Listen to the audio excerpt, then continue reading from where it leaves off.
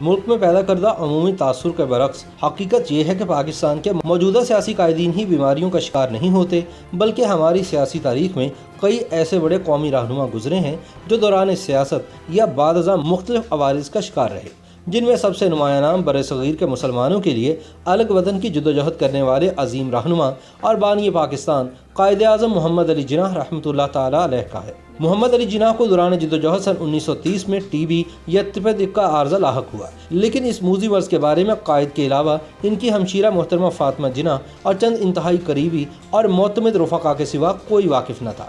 مورخین کے مطابق محمد علی جناح نے 17 سال تک جان بوجھ کر اس بیماری کو خفیہ رکھا، مبادا تحریک پاکستان متاثر ہو جائے۔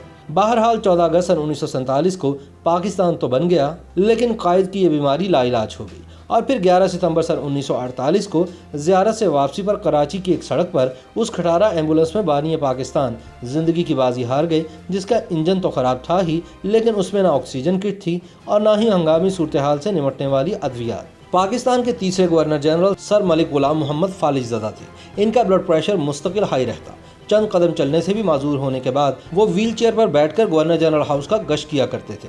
ہاتھوں میں رشا کی وجہ سے دستخطوں کے علاوہ کچھ لکھنے کے قابل نہ تھے۔ پاکستان کی سیاسی تاریخ میں ملک غلام محمد کو ایک ایسے سیاسی رہنما کے طور پر جانا جاتا ہے کہ جس نے سیاسی چال بازیوں کے ذریعے جمہوری روایات کو پنپنے کا موقع نہیں دیا اور سول ملٹری عدم توازن کو مزید خراب کیا۔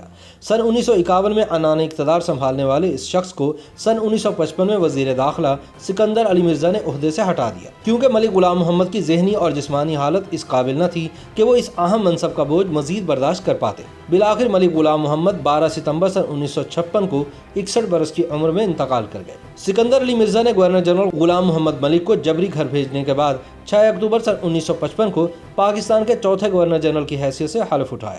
چند ماہ بعد یہ 5 مارچ سن 1956 کو اسلامی جمہوریہ پاکستان کے پہلے صدر بن گئے اور سن 1958 کو سیاسی بحران کے سبب ملک میں مارشل لا نافذ کیا۔ چوتھے اور آخری گورنر جنرل اور پہلے صدر سکندر مرزا کے ساتھ بھی وہی ہوا جو انہوں نے اپنے پیشرو یعنی غلام محمد کے ساتھ کیا تھا۔ 27 اکتوبر کو chief marshal administrator field marshal Muhammad Ayub Khan نے انہیں برطرف کر دیا اور یہ ملک چھوڑ کر اپنی بیگم کے ہمراہ لندن چلے گئے۔ مالی مسائل اور عیاشیوں کی وجہ سے چند برس بعد ان کے پھیپھڑے جواب دے گئے، کولیسٹرول لیول خطرناک حد تک بڑھ گیا اور کانوں میں انفیکشن کی وجہ سے اونچا سننے لگے، اور بالآخر 3 نومبر سن 1969 کو دیار غیر میں ہی مر گئے۔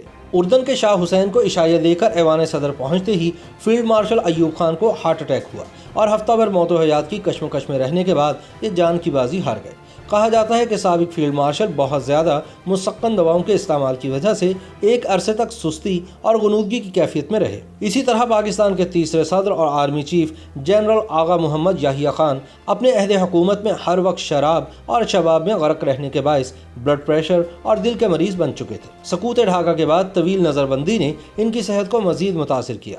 بعد ازاں شراب نوشی کے باعث ان کے پھیپھڑے بھی جواب دے گئے، اور پھر فالج کا حملہ ہونے کے بعد 10 اگست سن 1980 کو 63 سال کی عمر میں جنرل یحییٰ خان CMH راولپنڈی میں انتقال کر گئے۔ پاکستان کے پہلے منتخب وزیر اعظم ذوالفقار علی بھٹو کو کبھی کبھار بلڈ پریشر کی شکایت ہو جاتی تھی، تاہم مشہور ہے کہ وہ عمر بھر بے خوابی کا شکار رہے اور چاہنے کے باوجود زیادہ سو نہیں سکتے تھے۔ بعض لوگوں کا ماننا ہے کہ بھٹو نے اپنے اس وہم کو بھی اپنی بیماری بنا لیا تھا کہ چونکہ ان کے دونوں بھائی امداد اور سکندر بھٹو 39 برس کی عمر میں انتقال کر گئے تھے، لہٰذا وہ بھی جوانی میں ہی فوت ہو جائیں گے۔ پاکستان کے 5ویں صدر فضل الہی چودھری اپنی زندگی کے آخری برسوں کے دوران بلڈ پریشر اور گردوں کے عارضے میں مبتلا رہے اور پھر انہی کے سبب ان کا انتقال ہوا۔ ملک کے پہلے منتخب وزیر اعظم ذوالفقار علی بھٹو کا تختہ الٹ کر جمہوریت پر چھپ خون مارنے والے فوجی ڈکٹیٹر جنرل ضیاء الحق نے پاکستان کے چھٹے صدر کی حیثیت سے ملک کی باغ ڈور سنبھالی اور کم و بیش 11 برس تک ملک کے سیاہ و سفید کے مالک بنے رہے۔ مارشل لا لگانے کے بعد جنرل ضیاء نے جو بہت زیادہ سگریٹ پیا کرتے تھے، اپنی بیٹی زین کے کہنے پر نہ صرف خود سگریٹ چھوڑ دی بلکہ ایوان صدر میں بھی سگریٹ پینے پر پابندی لگا دی۔ 1 گلاس دودھ اور 1 سلائس سے ناشتہ کرنے والے اور آلو گوشت کے شوقین جنرل ضیاء الحق کو کبھی کبھار السر کی شکایت ہو جاتی تھی۔ ضیاء الحق کو فٹ راٹ بھی تھا، جس کی وجہ سے ان کے پاؤں کی انگلیوں کے درمیان کی جلد گل سڑ جاتی تھی، لہٰذا وہ سپہر کے بعد ربڑ کی چپل پہنتے اور اگر کوئی اہم ملاقات ہوتی تو کوہاٹی چپل پہن لیتے۔ کم کھانے اور کم سونے والے صدر غلام اسحاق خان ویسے تو ملٹی وائٹامن کی گولیاں باقاعدگی سے لیتے تھے، مگر نواز شریف کے ساتھ اقتدار کی رسہ کشی کے دوران ایسا وقت بھی آیا کہ جب ان کو شیزوفرینیا ہو گیا، بعض اوقات ان کے منہ سے جھاگ بھی نکلتی تھی۔ 17 अप्रैल सन 1993 को नवाज हुकूमत को बरतरफ करने वाली तकरीर में इसी बीमारी की वजह से वो रुमाल से मुसलसल अपना मुंह साफ करते रहे। काबिल रश्क सेहत वाले फारूक लगारी को जब दिल की तकलीफ हुई तो वो एंजियोप्लास्टी कराने अमेरिका गए, मगर एंजियोप्लास्टी के अगले दिन ही इन्हें सीने में दोबारा शदीद दर्द हुआ। दोबारा अस्पताल से राब्ता किया गया तो डॉक्टरों ने इसे मामूल का दर्द करार दिया, लेकिन 1 घंटे बाद मुसलसल बढ़ते दर्द के साथ जब इन्हें पसीने भी आना शुरू हो गए तो फौरी तौर पर इन्हें अमेरिका के दूसरे अस्पताल मुंतकिल किया गया, जहां जाकर पता चला कि ना सिर्फ इनके दिल की बड़ी शरेयान बंद है बल्कि दिल भी सिर्फ 20% काम कर रहा है। हंगामी तौर पर बाईपास हुआ मगर सूरत हाल संभल न सकी। बात करते हुए भी इनकी सांस फूल जाती थी। आखिरी दिनों में CMH रावलपिंडी में जेर इलाज फारूक खान लगारी को हार्ट ट्रांसप्लांट के लिए जर्मनी ले जाया जाना था, मगर जिंदगी ने इन्हें मोहलत ना दी। मशरकी पाकिस्तान से ताल्लुक़ रखने वाले ख्वाजा नाज़िमुद्दीन पाकिस्तान के दूसरे गवर्नर जनरल थे। लियाकत अली खान की वफात के बाद इन्होंने पाकिस्तान के दूसरे वज़ीर आज़म के तौर पर भी खिदमत अंजाम दी। कहा जाता है कि ख्वाजा साहब को खाने पर बिल्कुल कंट्रोल नहीं था, अक्सर ज़्यादा खा लेते और फिर हाजमे की गोलियां खाना पड़ती। मशरकी पाकिस्तान से ताल्लुक़ रखने वाले पाकिस्तान के तीसरे वज़ीर आज़म मोहम्मद अली बोगरा के बाजुओं और टांगों में अक्सर दर्द रहता था। 2 माह वज़ीर आज़म रहने वाले चौधरी मोहम्मद अली उधेड़ उम्री से ही मुख्तलिफ किस्म की बीमारियों में घिरे रहे। सदर सिकंदर मिर्ज़ा के पुरजोर इसरार पर 20,000 रुपये कर्ज लेकर वो बैरून मुल्क इलाज के लिए भी गए और फिर एक लंबी अदालत के बाद 23 जनवरी सन 1963 को महज 53 वर्ष की उम्र में वफात पा गए और ढाका में दफन हुए। बानी पाकिस्तान कायदे आज़म मोहम्मद अली जिन्नाह के करीबी साथी और मुल्क के 5वें वज़ीर आज़म हुसैन शहीद सोहरवर्दी दिल के पुराने मरीज थे। अगरचे सोहरवर्दी की वफात के बाद चहमगोइयाँ हुई कि इन्हें जहर देकर मारा गया है, ताहम सरकारी दस्तावेज में दर्ज है कि इन्होंने एक शदीद हार्ट अटैक के बायस 5 दिसंबर सन 1963 को 71 वर्ष की उम्र में लबनान के दारुल हुकूमत बैरूत में वफात पाई। पाकिस्तान के छठे वज़ीर आज़म इब्राहिम इस्माइल चंद्रीगर मसाने की तकलीफ का शिकार रहते थे। सन 1957 में मुश्किल 2 माह वज़ीर आज़म रहने के बाद Ibrahim Ismail चंद्रीगर supreme court bar association के सरबराह बन गए। सन 1960 में जर्मनी के शहर हैम्बर्ग में मुनक्किदा इंटरनेशनल लॉ कॉन्फ्रेंस से वापसी पर इन्हें ब्रेन हेमरेज हुआ। लंदन में जेर इलाज रहने के बाद 26 सितंबर सन 1960 को वो 63 वर्ष की उम्र में वफात पा गए।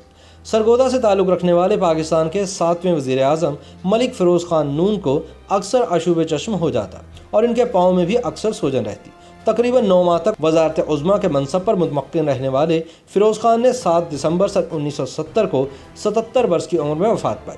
ज़िया उल हक़ के दौरे आमरीत में वज़ारत उज़्मा के मनसब पर फाइज रहने वाले मोहम्मद खान जुनेजो को कोलेस्ट्रोल और लो ब्लड प्रेशर की शिकायत रहती थी और इसी आर्जे के बायस वो दार फ़ानी से कूच कर गए। पाकिस्तान के पहले मुंतखब वज़ीर आज़म की अहलिया और फिर पीपल्स पार्टी की सरबराही करने वाली ईरानी निजात बेगम नुसरत भुट्टो ने अपनी सियासी और निजी ज़िंदगी में हर मुश्किल का बहादुरी से मुकाबला किया। शौहर की फांसी और फिर यके बाद दीगरे औलाद की अमवात के सदमे सहने वाली बेगम नुसरत भुट्टो को गले का कैंसर हुआ जो काबू में ना आ सका। इनकी याददाश्त इंतहाई कमज़ोर हो गई तो फालिज ने हमला कर दिया और फिर ये कोमे में चली गई और 23 अक्टूबर सन 2011 को इसी हालत में इंतकाल कर गई। YouTube पर गूगली न्यूज देखने के लिए youtube.com की सर्च बार में गूगली न्यूज TV टाइप करें। गूगली न्यूज के पेज पर सुर्ख रंग के सब्सक्रिप्शन वाले बटन पर क्लिक करना ना भूलिए। YouTube पेज पर अपलोड होने वाली वीडियोस से बाखबर रहने के लिए बेल आइकन पर क्लिक कीजिए। आपको हर नई वीडियो के बारे में नोटिफिकेशन मौसूल हो जाएगा।